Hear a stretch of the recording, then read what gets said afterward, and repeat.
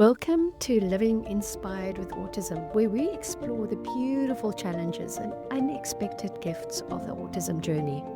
I'm your host, Antoinette, and today we're going to be talking about something that every autism parent needs, and that is mental toughness. Hello, my beautiful friend. How are you? So today we're going to be talking about some mental toughness.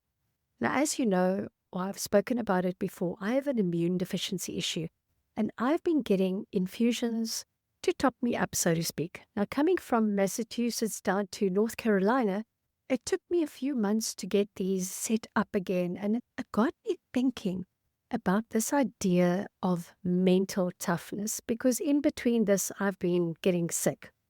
So there's a couple of reasons why I wanted to create this podcast, but one of them was because of this health issue that I have and how important it is to have a level of mental toughness and know when to balance that with self-care.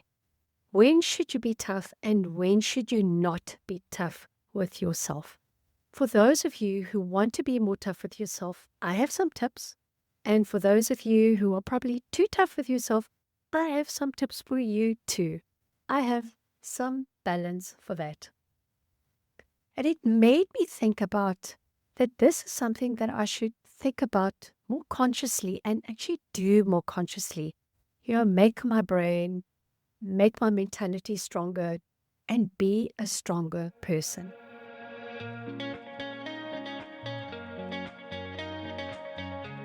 Now, I do believe I am strong. Maybe I was before, but the moment I realized that I am strong was when I was dealing with Max, my son, being in hospital for 9 months. He was born premature, and every day in the hospital was either a good day or a bad day. Perhaps he caught an infection, or his oxygen levels were low, or he had just another transfusion. My friends, the nurses would tell me how strong I was. I never broke down in front of them. I always came in with a smile and always full of positive energies. But I can tell you, it didn't feel like that at the time. I was lost and confused, tired, ill, worried. Yet, I did not doubt that Max would be okay. It was just a matter of when. Now, unbeknownst, that experience prepared me for our autism journey in ways I couldn't have even imagined. When Max was diagnosed a few years later, I already had this reservoir of mental toughness to draw from. Those months in the neonatal ICU had taught me how to navigate uncertainty, how to advocate fiercely while still maintaining the relationships with the medical professionals, and how to keep going when everything inside of me just wanted to collapse.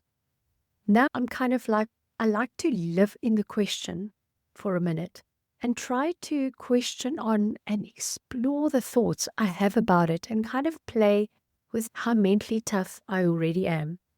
So I want to explore the places where maybe I think mental toughness is misused against ourselves in a way that's harmful, but also how mental toughness can be used for ourselves in a way that's very useful. And one of the things that I've been thinking about lately is really looking back at that time and admiring my mental toughness, my ability to stay focused, my ability to stay committed, my ability to stay positive, my ability to really kind of have the argument with myself in a way that served me.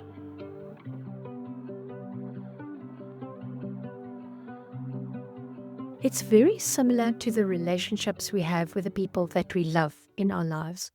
It's like the relationship we have with our own brain when we love ourselves and we love our brain. Being able to navigate through the garbage that comes up inside of our heads and be kind of disciplined and tough about what happens and not give in to excuses that will harm us or indulge in thoughts that will hurt us or cause us to take action that we ultimately don't want to take in the long run. This is especially crucial on our autism journey. Our children need us to be mentally tough without being rigid. They need us to be their rock during meltdowns, their advocate when we're in all the meetings, and their safe harbor when the world becomes overwhelming for them.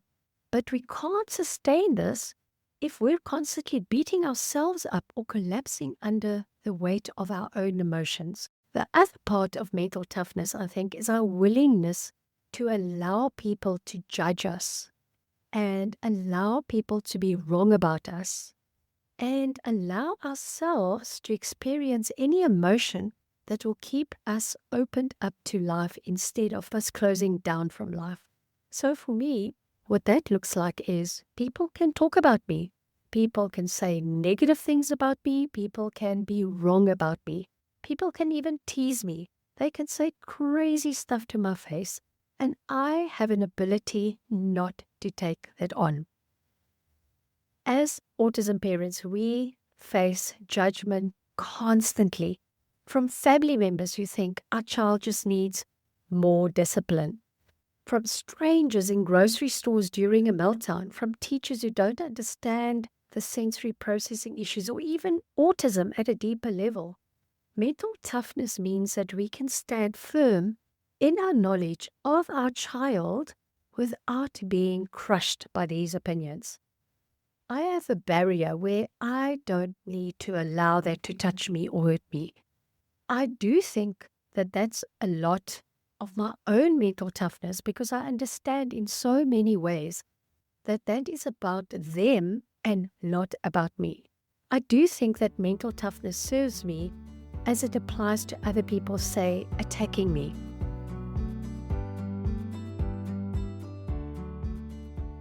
I also have a lot of friends that I would call sensitive, and they would have a much harder time with managing people, having a go at them, and being mentally tough in a situation like that.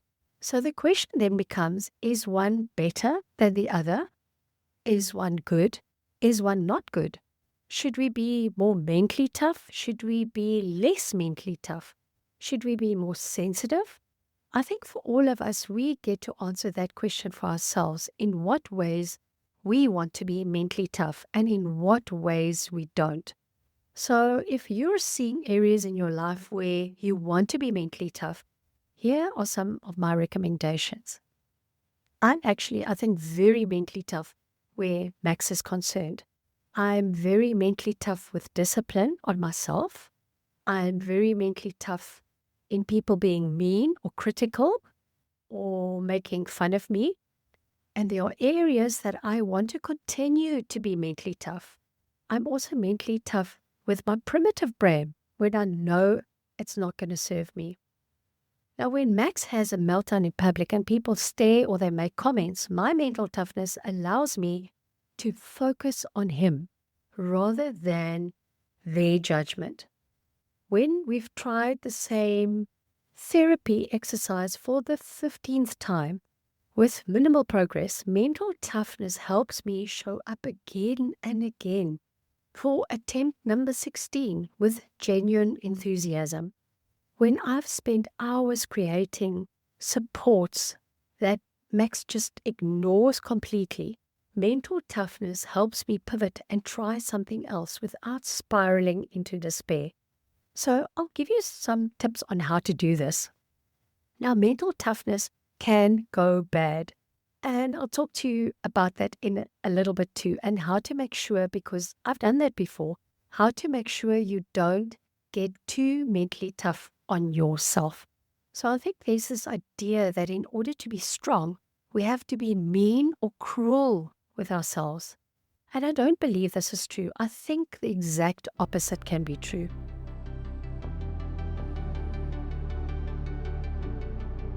So here's some tips to be more mentally tough. One is you need to consciously choose strong thoughts to believe about yourself and about your life.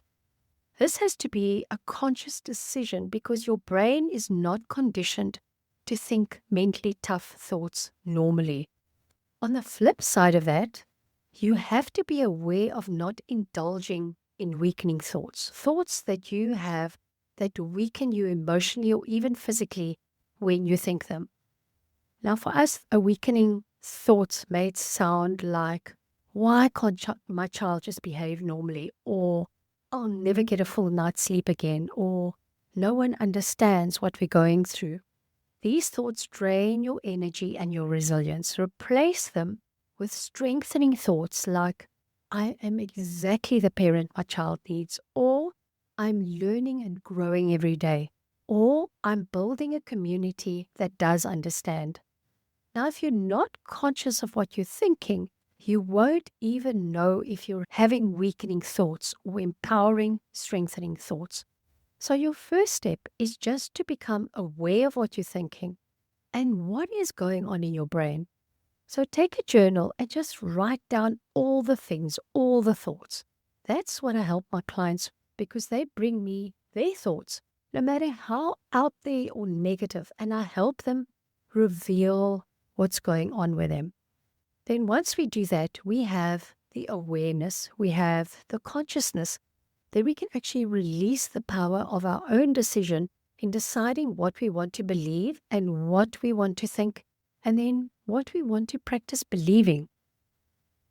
I don't like making excuses in my life for not getting the things that I want. That, I feel, is emotionally very weakening to me. So I just don't do that.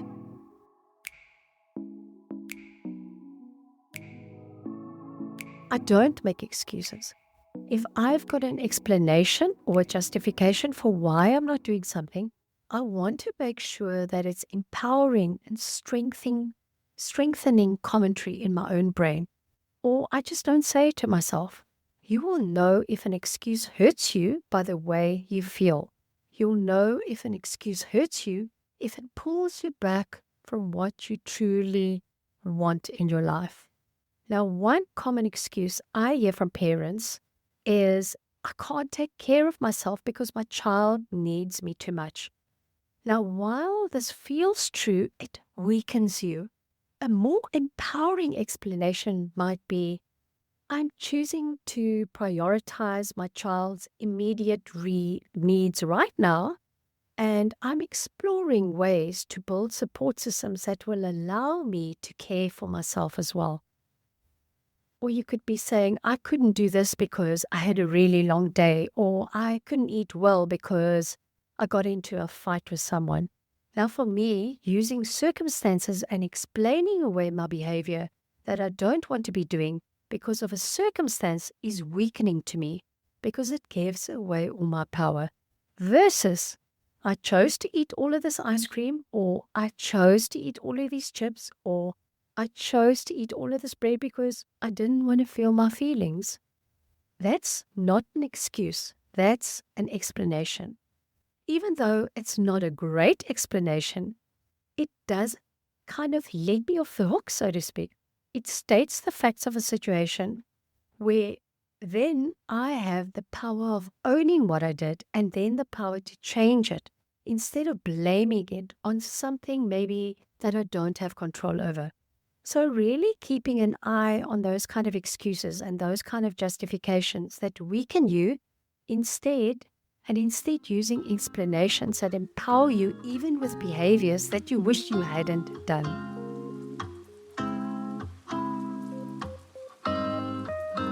You can also kind of play around with this in your relationship. If you have a partner in parenting your autistic kiddo, what are you thinking about your partner? What are you thinking about yourself? Is it making you mentally tougher, mentally stronger? I see this play out so frequently with the couples that I coach. One parent will say, my spouse just doesn't understand our child's sensory needs, or they never help me with the therapies, or they have different parenting styles, which is something that happens in our relationship. These thoughts create division rather than unity. A mentally tougher approach might be, my partner and I have different strengths in supporting our child. How can I help them understand my child's sensory needs better? Or I'm going to clearly communicate which therapy task would be most helpful for them to take on. It's the same with anything in your life. I'm not going to make that mean that I'm not a good partner or a parent. I'm not going to make that mean that this won't be a good day. I'm not going to make that mean that I won't win. I'm just going to learn what I can from my mistakes that I made and then move forward with that. So really looking at what are the thoughts that you're thinking you could believe that would make you mentally tougher, that would make you feel stronger, that would make you less susceptible to unnecessary damage from internal thoughts or even external triggering thoughts that you are provided with from other people, so to speak. Really thinking through what do you want to believe about yourself.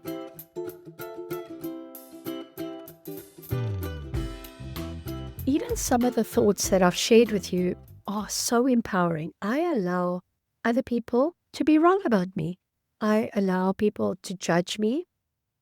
I give them permission to judge me. And I'm okay if somebody doesn't like me. I'm okay if someone doesn't agree with my life or how I do things.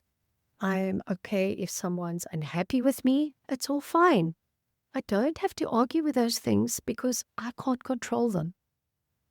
This is life-changing when you're navigating the autism world.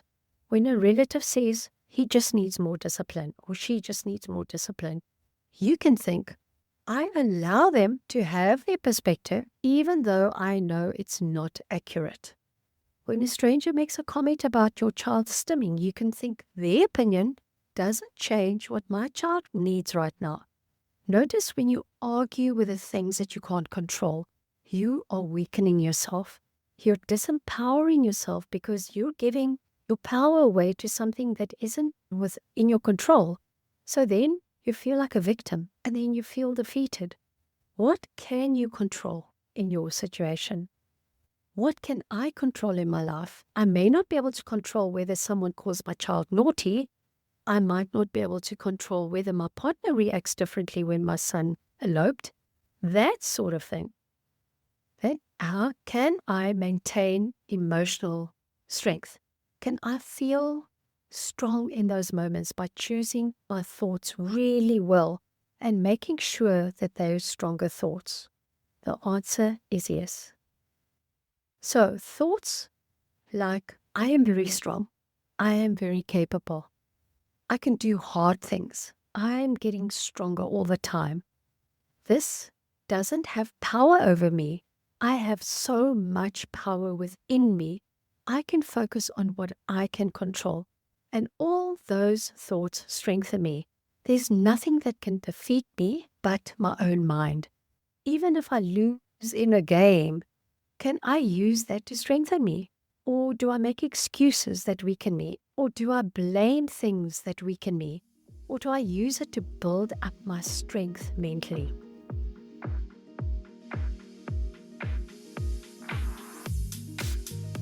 The last piece of this that I think is really important part of mental toughness, I think one of the things that you can do that is a willingness to invite fear in and hold a space for fear so you can be courageous.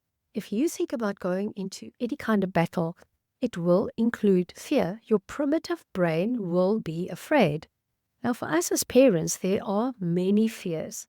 Fear of the future, fear of regression, fear of school transitions, fear of what happens when we're no longer there to care for our children. And those are just parental fears. Mental toughness doesn't mean eliminating these fears. It means acknowledging them and moving forward anyway. This is a beautiful thing because we want to be afraid of things that are dangerous. We want to be afraid of things that could challenge us, that could put us in very deep negative emotional or physical negativity. We want to be aware of that. But if we can use the fear and our ability to feel it and to feel courageous and to take action anyway, we're going to have so much more mental toughness in our life. We are not going to shy away from experiences that can create scary emotions. The better we are at feeling all those negative emotions, the willingness we have to feel fear, to be willing to put ourselves in harm's way, the more mental toughness we're going to be able to build up.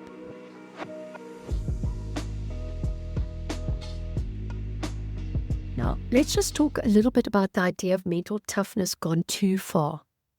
I think mental toughness gone too far feels different than mental toughness that comes from love. Mental toughness that goes too far puts us in harm's way in a way that doesn't serve us. And I see this frequently with my parents. We push ourselves beyond reasonable limits, denying our own needs completely in service of our children. And we pride ourselves on getting by with minimal sleep or skip meals or zero self-care and wearing our exhaustion like it's a badge of honor. That's not sustainable mental toughness. It's self-destruction.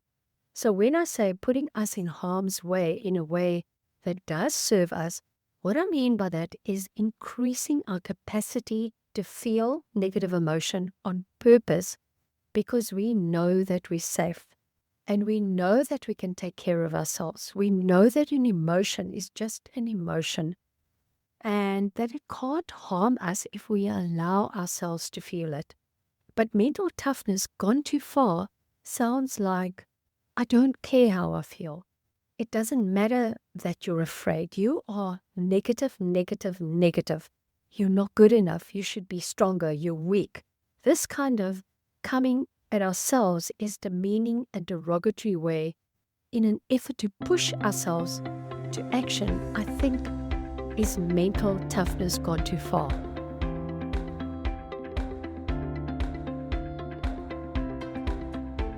So the way that I used to experience this was when I was stressed and ill, I was very mentally tough in the sense that I could get up and go, go, go.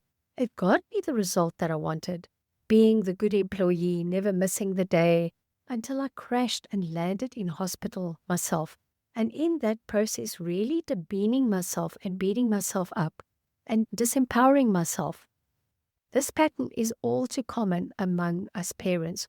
We push through the exhaustion to research more things to do.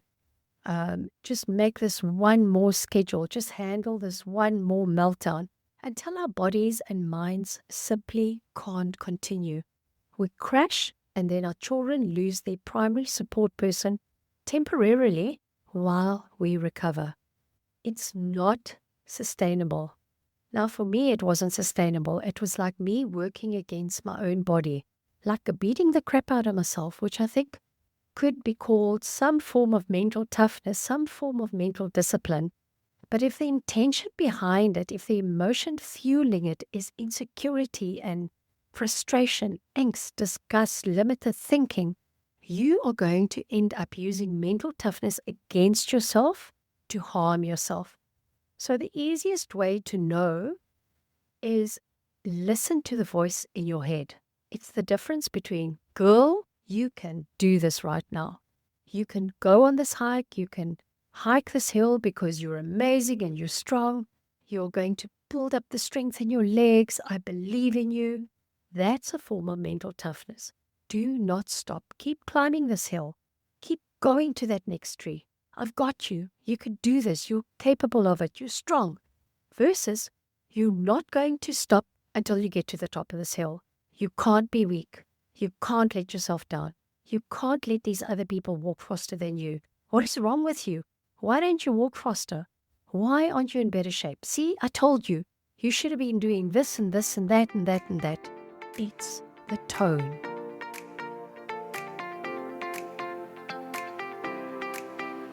So when you use that mental toughness in a way to harm yourself, literally harm yourself, and your relationship with yourself, it won't be sustainable. It also won't perpetuate itself. Mental toughness that comes from love perpetuates itself. That is something that I want to definitely teach my child, that he can keep going even when things are hard, but he can do it in a way where he loves himself. He can be tough with himself because he believes in himself, not because he doesn't. There's a huge, huge difference.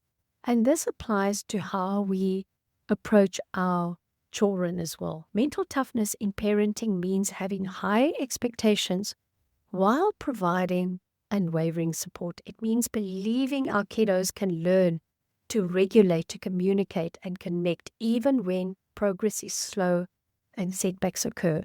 It means celebrating small victories as enthusiastically as big ones. I want to be tough on my kid, and I want to be tough on my clients in a way that lets them know how much I expect of them and love them and believe that they can do more great, wonderful things versus beating them up, beating myself up, hating on myself in order to try and produce wonderful things. It just doesn't work. And it just continues to weaken. So hopefully this conversation that I've had with you here on mental toughness will encourage you to become mentally strong and to build up the muscles in your brain, because ultimately I think the benefit of mental toughness is the relationship with yourself and being willing to go to battle with your own brain over the life that you truly, truly want to create for yourself. If you do it with love, you will continue to evolve.